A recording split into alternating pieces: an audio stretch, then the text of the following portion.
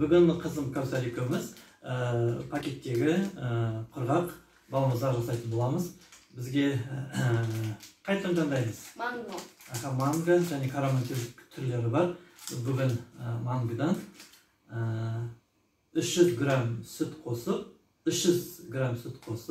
600 мл балмұздақ жасайтын боламыз. Өте арзан және қолжетімді жасауға. Бірінші порошогымызды құямыз. Қазір сен осылай құясың.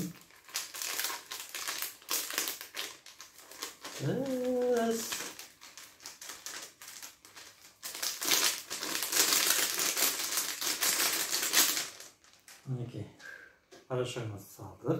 Енді ішіне Кәусар сүт құй.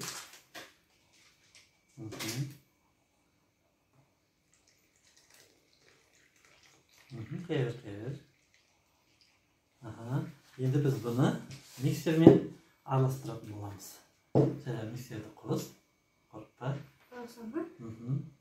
Бас.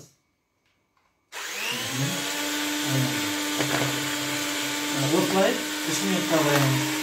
Мінекей біздер миксермен балмұздағымызды көп пішітіп алдық. 600 мл бізде балмұздақ шықты. Енді осында мынандай стакандарға салып 2-3 сағатқа тоңазытқышқа қатырып қоятын боламыз. Ал Кәусар мына ішіне салайық.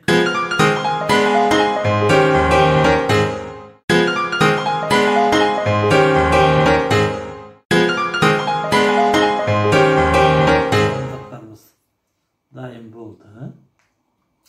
Енді осыны біз 2-3 сағатқа қайда қатырамыз? Тоңазытқышқа қатырамыз. Содан кейін қайтадан кездесетін боламыз. Мінекей достар, біздер балмұздақты қатырдық. Мінекей қатты. Енді Сартай мінекей жеп жатыр. Ас болсын.